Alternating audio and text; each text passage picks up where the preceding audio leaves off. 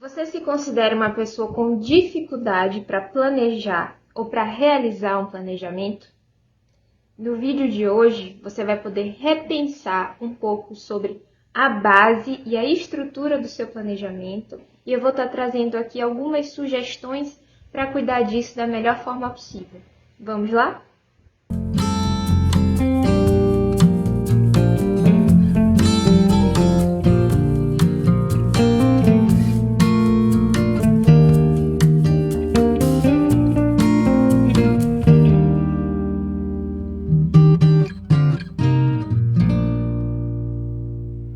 Salve, gente boa! Como é que vocês estão? Como a maioria já sabe, eu me chamo Samila e vocês podem ficar à vontade para me chamar de Sam.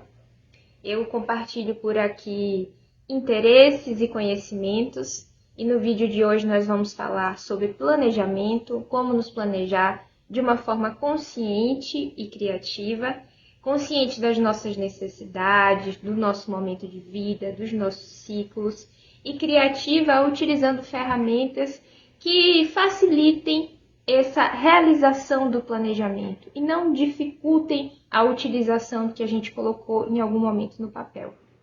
Bom, e para esse vídeo ser realista, nós já começamos aqui desmistificando essa ideia de que o planejamento é algo fixo a ser seguido e quando a gente não consegue seguir o planejamento passo a passo, é como se ele não tivesse servido para nada. Olha só, eu costumo separar um dia da semana específico para gravar meu vídeo, gravo no meu escritório, onde eu tenho tudo à mão, costumo gravar à noite, porque é um momento de mais silêncio, às vezes eu estou sozinha, e até lá fora, assim, tem menos interferências mesmo de barulho e tudo mais. E daí hoje não foi possível, então eu tive que flexibilizar o meu planejamento, vim gravar num espaço diferente, com algumas interferências externas. Acabou de passar o carro aqui do ovo, vendendo laranja. Mas tudo bem, assim, o vizinho ligou a furadeira nesse instante também, faz parte. O que acontece?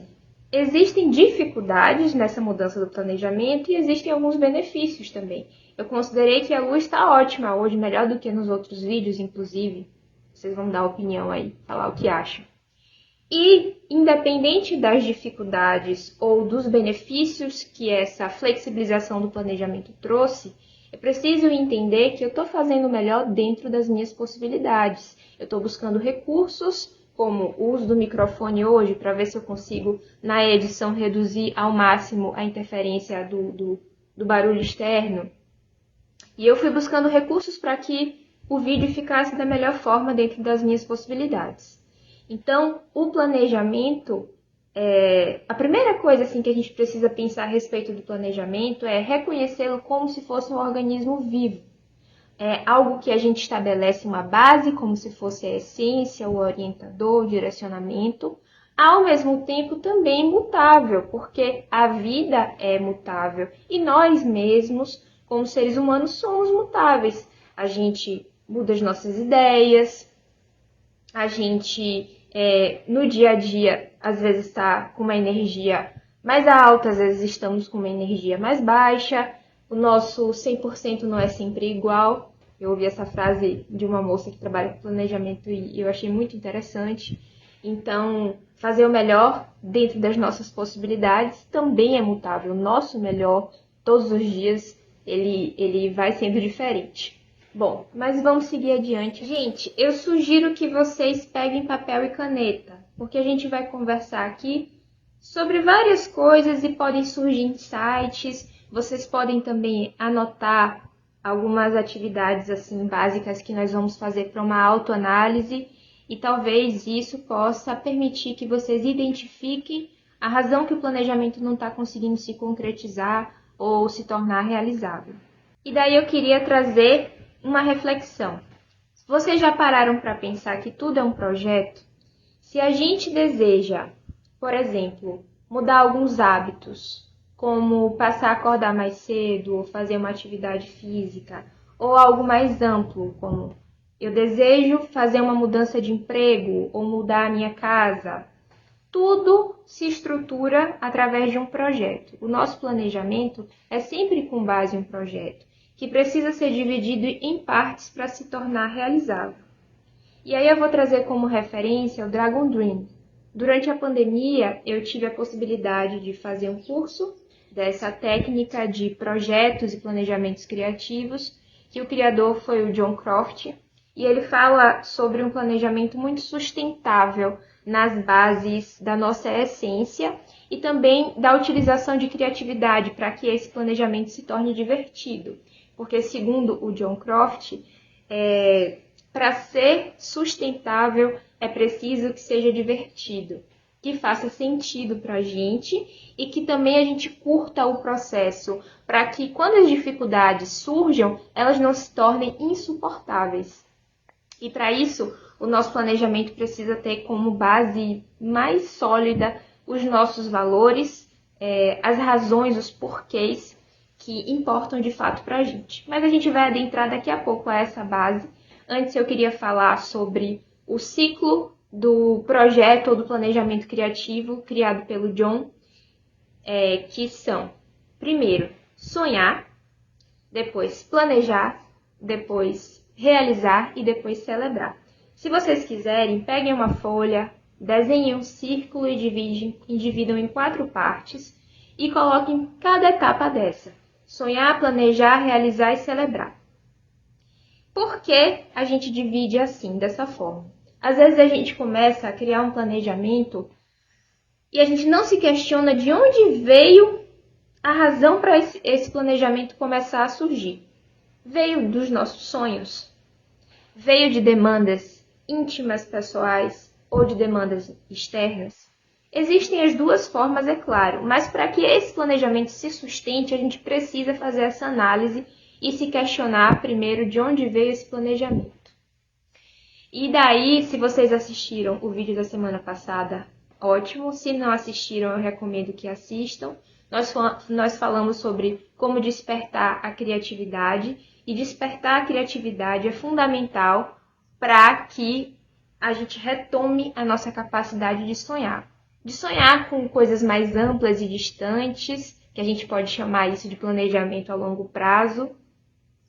Ou sonhar com coisas mais palpáveis, mais presentes, que são os planejamentos de curto a médio prazo. E para a gente sonhar, para a gente planejar qualquer coisa, como eu disse, uma mudança de hábito, que parece algo mais simples, ou uma coisa mais ampla, que é uma mudança de casa, ou uma transformação mais ampliada, primeiro, tudo isso passa pela nossa imaginação, pela nossa estrutura intangível, até que nós possamos materializar. Para a gente sonhar, a gente precisa se conectar também à nossa criança interior.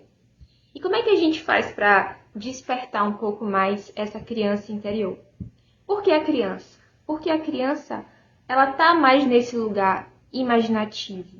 A vida adulta e as demandas que ela traz faz com que a gente viva mais no cotidiano, na base aqui da vida. Tem pessoas mais sonhadoras e pessoas menos sonhadoras, é claro. Mas de todas as pessoas já foram crianças. E quando criança a gente tem essa possibilidade de viajar mais nos nossos sonhos. E isso importa porque muitas vezes é pejorativo falar que uma pessoa é sonhadora, não é? Mas sonhar é muito importante, porque sonhar faz com que a nossa mente pense em vários contextos, em várias possibilidades, em várias possibilidades mesmo de como realizar também. Então a criatividade e a imaginação nos traz soluções e nos vinculam à nossa essência, nos vincula ao que para a gente é muito importante. Quando a gente sonha com base em algo que é caro aqui dentro da gente. Então, se conectar a isso é muito importante. E como eu disse no vídeo anterior, existem práticas que facilitam o despertar da criatividade e também há essa conexão com a nossa criança interior. O que você gostava de fazer quando você era criança, hein? Me conta aí. Ou anota no papel, vai ser ótimo se vocês puderem fazer esse exercício. Eu amava desenhar, amava demais. E fiquei depois muitos anos sem desenhar, porque eu achava que quando eu estava desenhando eu estava perdendo tempo, que eu estava, era insignificante aquilo ali.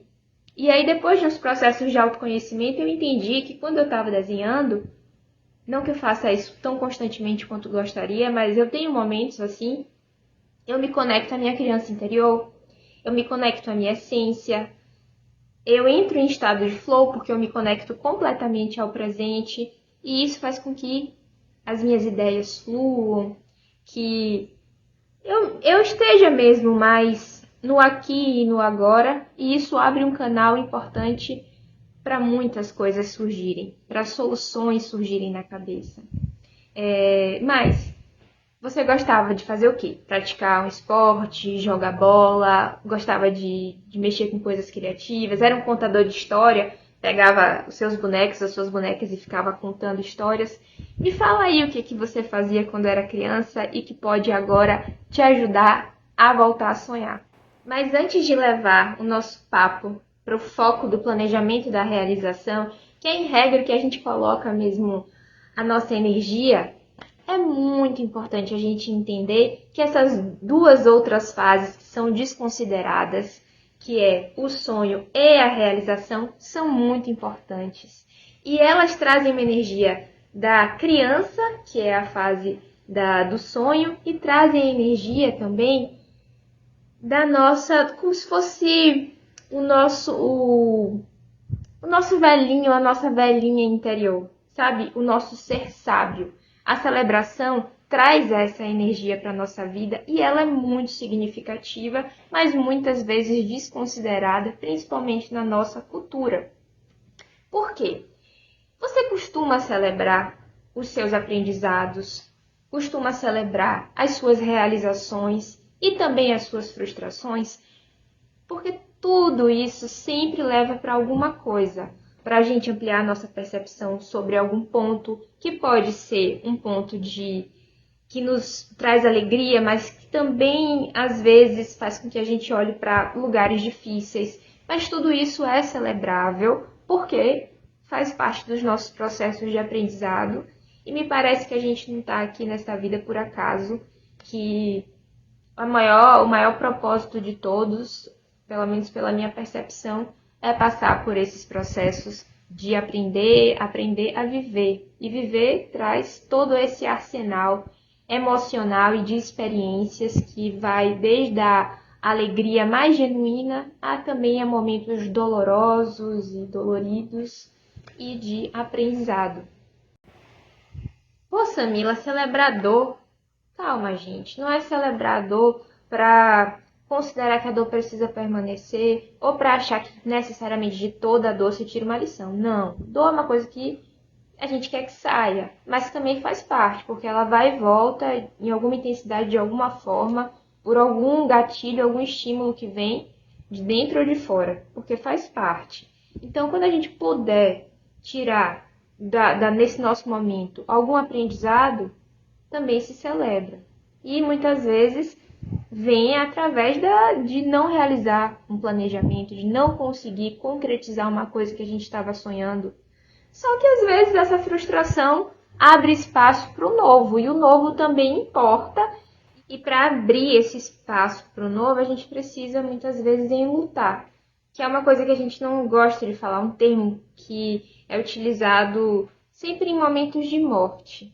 Mas a verdade é que a gente vive e morre o tempo todo, né? Não digo a matéria de forma, né, real, assim, tangível. Isso acontece, todo mundo vai viver isso em algum momento. A gente vive na nossa experiência com outras pessoas e um dia vai viver na nossa própria experiência. Mas eu digo pequenas mortes. Morte de algo que a gente queria que desse certo e não deu. E abrir espaço para o nosso enlutamento também é importante. E aí, se possível, como agora já foi dito, fazer essas pequenas celebrações também disso que não foi, mas que deu espaço para uma coisa nova abrir. Então, respeitar o nosso momento de celebrar e de enlutar e trazer isso para a gente é muito significativo. Então, celebrar é isso. é celebrar os movimentos que a gente consegue fazer na vida, mas se celebrar também. Olhar aqui para dentro e falar assim, olha, dessa experiência eu tirei tal aprendizado. Viva isso. Dessa experiência eu concretizei essa realização. Viva isso. Às vezes é só um passo para um lugar adiante que a gente quer chegar, mas as pequenas realizações, elas também precisam ser celebradas. Poxa, hoje eu consegui acordar cedo, hoje eu consegui cuidar de mim, realizei minha atividade física, tive um momento mais para me olhar, celebrei. Hoje eu consegui ter um momento bacana com meu companheiro ou com minha companheira, um tempo de qualidade com essa pessoa, massa. Hoje eu consegui não perder a paciência com alguém, com meu filho, com a minha filha, com uma pessoa que eu compartilho o meu ambiente de trabalho. Massa, isso tem que ser celebrado, são pequenas coisas do cotidiano. Só celebrando as pequenas coisas a gente consegue celebrar as grandes coisas. Eu me formei na minha faculdade, eu consegui transitar de carreira, eu consegui o trabalho que eu almejava. Que maravilha! Tá, então vamos agora falar sobre o planejamento mesmo e também sobre os processos que são necessários para que esse planejamento seja realizado. Daí, para a gente iniciar, eu vou pedir mais uma vez que vocês peguem um caderninho e façam um círculo e nós vamos falar um pouco sobre a ferramenta da roda da vida, que se tornou uma ferramenta muito popular.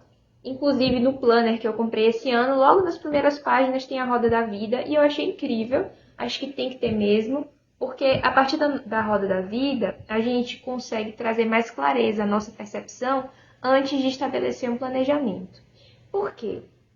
Olha, às vezes a gente só quer planejar questões do nosso trabalho ou planejar uma rotina de estudos, só que a gente não vive só de trabalho e de estudo, a gente também vive de lazer, também vive de conexão com os nossos afetos, também precisa determinar um momento para nossa solitude, para nossa saúde. É claro que a depender do momento que a gente estiver vivendo, essa forma de distribuição da nossa energia vai ser diferente. Por exemplo, quando um casal, uma família, uma mãe, um pai, enfim, está com um neném pequeno em casa, todo o planejamento da rotina do cotidiano vai ser diferente.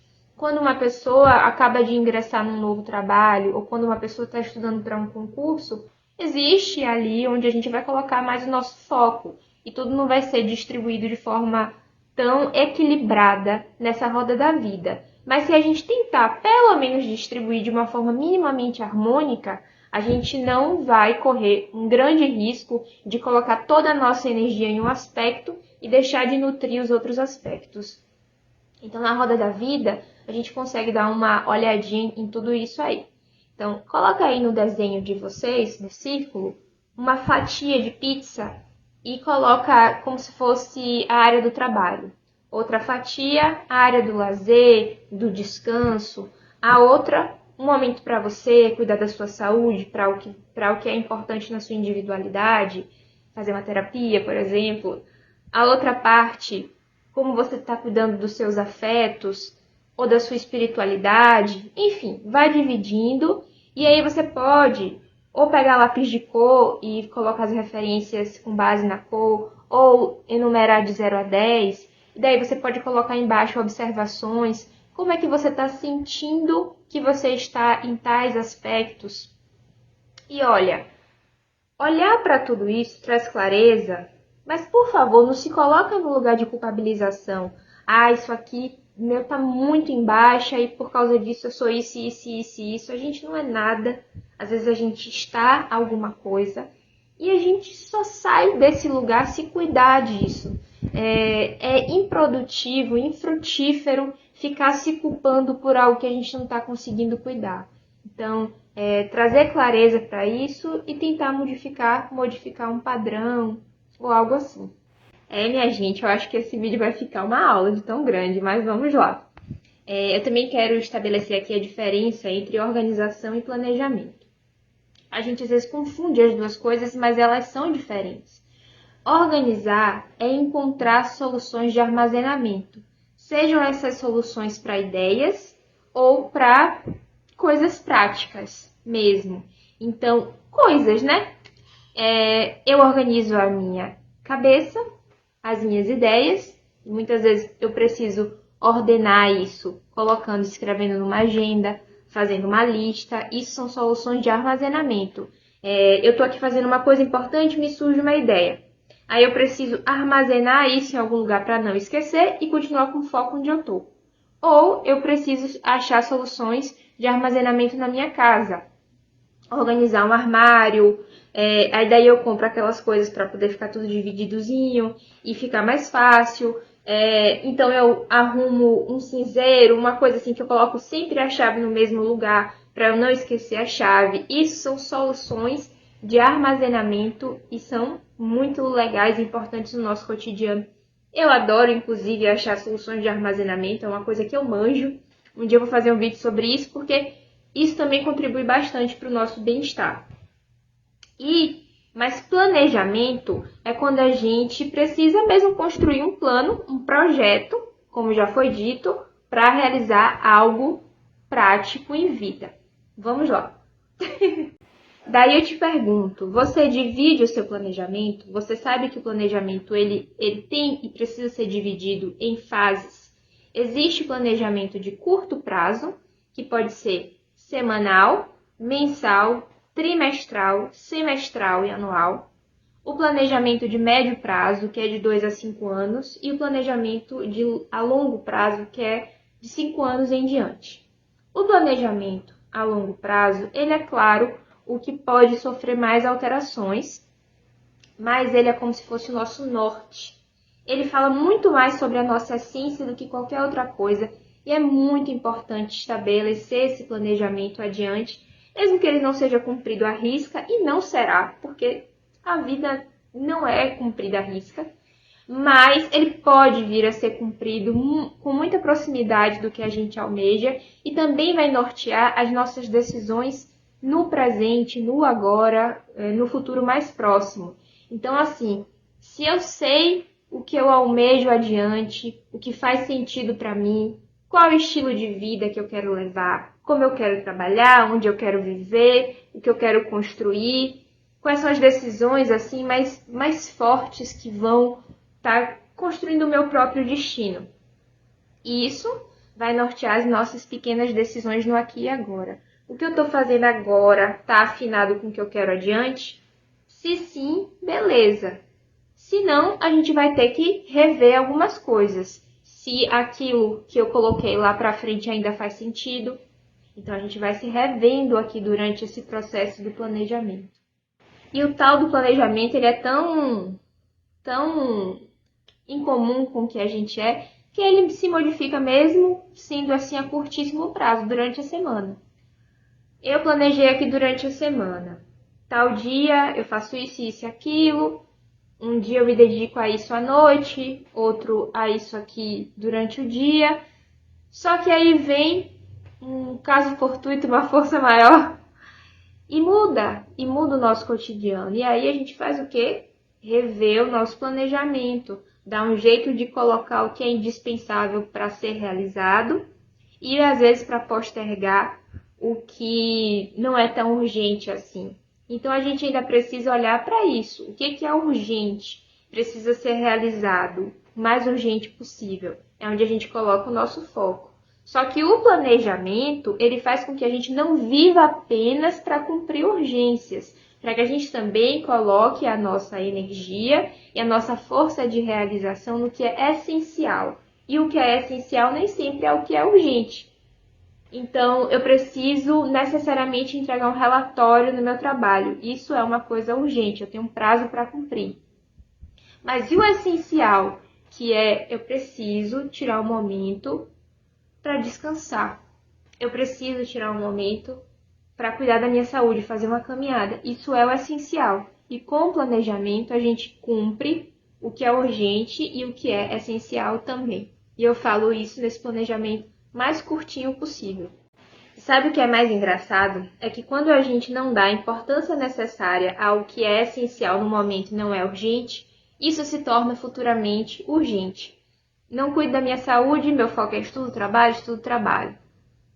aí a minha saúde eu começo a ter pequenos adoecimentos psíquicos, físicos, e aí isso vai criando uma bola de neve, até os sintomas serem nítidos e isso se tornar uma urgência na minha vida. Então, os sinais, eles nos mostram mesmo o caminho do que é importante ser observado, que a gente precisa dar valor e trazer como prioridades mesmo na nossa vida. E daí eu vou reforçar uma coisa que eu tinha falado lá no início, que é o fator motivacional. As razões e os porquês por trás do nosso planejamento. Trazer isso à tona, assim, é muito importante. O quadro dos sonhos é até legal, que eu trouxe no vídeo anterior, como referência. Às vezes a gente coloca umas imagens do que norteia o nosso planejamento, nutrindo o nosso sonho, e aquilo faz com que a gente traga foco para realizar no cotidiano que a gente planejou. Porque assim, às vezes a gente planeja, mas bate um cansaço, não dá conta. A gente não dá conta, às vezes, das demandas todas da vida adulta. Não dá, e aí quando a gente traz a memória, traz as nossas sensações, o porquê por trás, a terra, e aí traz força de realização também. Por exemplo, eu quero fazer uma modificação na minha alimentação. Por quê que eu quero fazer essa modificação? Porque eu sei que o meu corpo está pedindo desintoxicação, porque algo muito importante para mim é o meu bem-estar de forma integral e a minha longevidade. E por aí vai. Ou a questão estética, por uma questão de saúde, que é sempre mais importante. Tudo isso aí vai fazer com que eu me motive a estar cuidando daquilo. Se eu não conseguir um dia cuidar da minha alimentação, ou um ciclo, uma fase, por alguma razão que eu estou vivendo, é para eu me culpar por causa disso? Mas eu posso entender que ali eu tive uma dificuldade, não foi propício, e reajustar e reiniciar. A nossa vida, ela é feita de fins e inícios. A gente está sempre reiniciando e reciclando, faz parte. Então, beleza. No planejamento do dia a dia, se eu consigo me planejar aqui, minimamente curtinho, eu também preciso olhar a motivação. Olha, eu estou planejando aqui os meus estudos para concurso, em determinado tempo, em determinada hora. Por quê?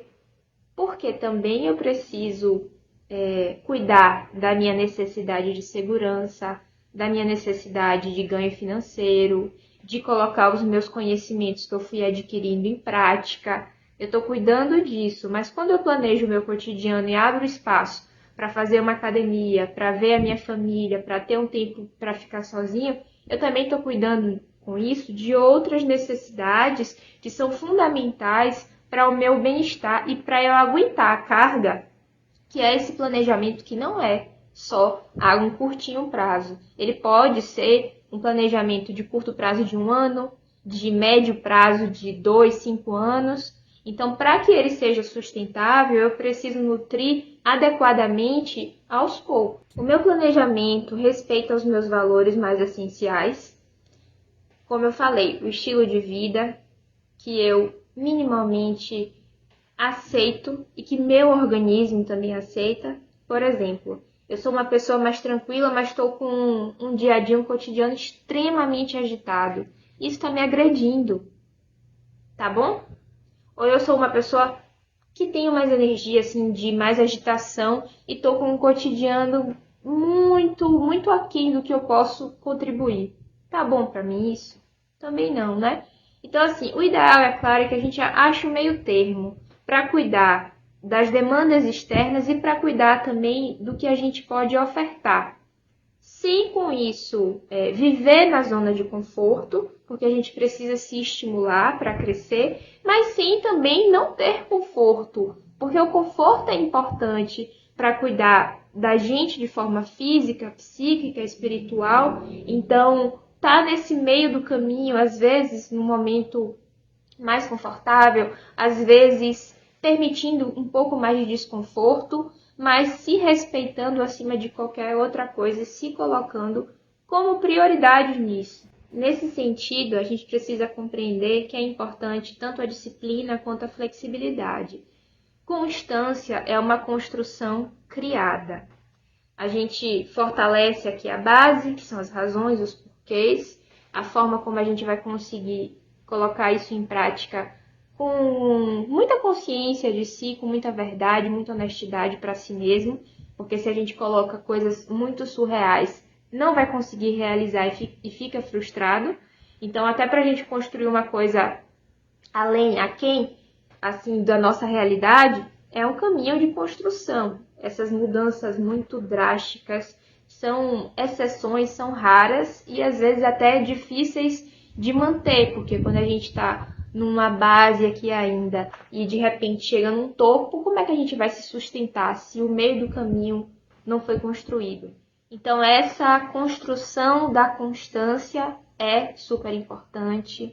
Abrir espaço para essa flexibilidade também é importante. Se eu não conseguir realizar justamente, devidamente como eu quero, que é o perfeccionismo, eu não vou paralisar, sabe? Às vezes a gente quer tanto que a forma, tudo seja como nós planejamos, e daí tem uma paralisia por análise. Eu começo a analisar coisas demais, me entupir de informações, me entupir de muitas coisas, de muitas demandas e não consigo realizar. Então, muitas vezes, menos é mais e esse menos é mais possível de concretizar e leva para o mais adiante também. Então, assim, eu quero me tornar uma pessoa melhor leitora. E aí, ou eu leio um livro inteiro em uma semana, em um mês eu não leio coisa alguma. Lê o que é possível para você. E quando você conseguir ler 10 páginas por dia, celebra isso. E se você ficar 5 dias sem conseguir porque o seu cotidiano não permitiu, mas aí você tirou um sábado, um domingo, um turno que seja, e leu, celebra isso. Respeita a si mesmo e faz um carinho, um afeto. Faz, sabe o quê? Uma coisa que você gosta. Eu faria um cafezinho, comeria uma fatia de bolo e faria, poxa, que massa, eu consegui.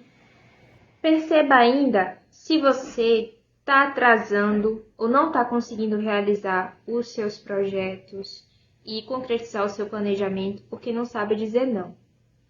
Quando a gente estabelece as nossas prioridades, aprender a dizer não também é importante, porque senão tudo que vem de fora, toda a demanda externa, as solicitações, vão nos tomando e daí o que é importante e essencial para a gente simplesmente não se concretiza. Não precisa com isso ser inflexível. Às vezes a gente tem que dizer sim, mesmo quando não está dentro da nossa previsibilidade. E esse sim também pode ser bacana, também pode ser uma coisa que contribua de alguma maneira para a gente. Mas se for o tempo todo, daí a gente se perde, fica perdido, não realiza, não concretiza nada. Então, aprender a dizer não é aprender a dizer sim para a gente. Sim, é muito importante. E aprender formas de dizer não também é interessante. A comunicação não violenta, inclusive, auxilia muito nisso. Mas isso já é papo para um vídeo específico só sobre aprender a dizer não. É um processo que eu estou aprendendo. Falei até com uma amiga esses dias. Já consigo dizer não. Agora, preciso aprender mais ainda a bancar o meu pós-não. Porque o pós-não, às vezes, traz culpa. Às vezes, traz uns sentimentos que a gente não quer acessar, mas que a gente precisa bancar para poder seguir com autenticidade e firmeza na nossa vida. Então, gente, pensem no planejamento como estratégias de realização. E daí eu preciso passar pelo processo de autoconhecimento. Sejam essas estratégias para realizações pequenas ou grandes realizações, como a gente já falou durante todo o vídeo aqui. Então, mais uma vez, pega o papel e escreve. Quais são os meus principais interesses? As minhas principais habilidades, sejam naturais ou sejam desenvolvidas? Quais são as minhas principais dificuldades? O que me nutre e o que me suga? Tudo isso é muito importante para o nosso planejamento se concretizar, porque Isso faz parte do cuidado com as nossas escolhas e com as nossas decisões e sustentam o tal do planejamento. Outra coisa que é legal também pontuar. O que me move para esse planejamento emocionalmente falando? E o que me move para esse planejamento racionalmente falando? Buscar conciliar ambas as coisas também é super importante. Mais uma coisa. Esse planejamento tem que ser personalíssimo, próprio, com base nas minhas possibilidades, na minha realidade, no que eu desejo. Se o nosso planejamento existir, a gente viver comparando ele com o de outras pessoas, não sei quem já chegou lá onde eu quero chegar. Essa pessoa realize eu não. Essa pessoa conseguiu sonhar além e eu sequer consegui pensar em algo assim. Gente, não dá, né? É com base em nós mesmos. Isso é um sabotador muito significativo. Então, reconhecer esses sabotadores na nossa personalidade e em como a gente está olhando para os nossos projetos e planejamentos é importante também. Olhar para o que pode motivar, quais são os meus motivadores, os meus valores, as minhas habilidades, os meus talentos, olhar para as minhas dificuldades, não como sabotadores, mas como parte de quem eu sou e aprender a cuidar disso, porque o autoconhecimento é isso, é a gente olhar para a nossa inteireza e a partir disso gerir as nossas emoções, as nossas realizações e etc. E olhar também para os nossos sabotadores, quais são os padrões de repetição que eu estou tendo e que me sabotam constantemente. Que é que na minha vida não está crescendo, se desenvolvendo, né? E eu estou repetindo um padrão. Eu tenho os meus padrões, eu reconheço eles. Alguns já foram superados, outros ainda não foram superados. E o tempo para que isso aconteça é um tempo próprio e particular que também precisa ser respeitado. E quando a gente não dá conta de fazer isso sozinho, pedir ajuda, porque pedir ajuda é pegar, às vezes, alguém que está imparcial, de fora, ou coisas, informações, conhecimentos e acrescentar ao nosso repertório pessoal. E isso faz com que a gente se desloque de um ponto para o outro. E agora, para a gente finalizar o nosso super videozão, eu queria dizer que existem técnicas, é claro, para que a gente consiga realizar o nosso planejamento, como a técnica Pomodoro, que é aquela para estudo, ou para outras coisas também, para a gente determinar o tempo para cada coisa. Existem muitas técnicas, a gente pode conversar sobre isso em outros vídeos, vocês podem pesquisar também na internet, procurar profissionais que tratem a respeito disso. Não faltam técnicas, mas eu queria trazer aqui um olhar a respeito de todos esses ciclos do processo de planejamento e também a base importante do autoconhecimento para que nosso planejamento seja sustentável e também seja criativo, porque a criatividade ela surge da nossa verdade, da nossa essência. E para finalizar com criatividade também, se vocês se sentirem confortáveis, fechem os olhos, respirem.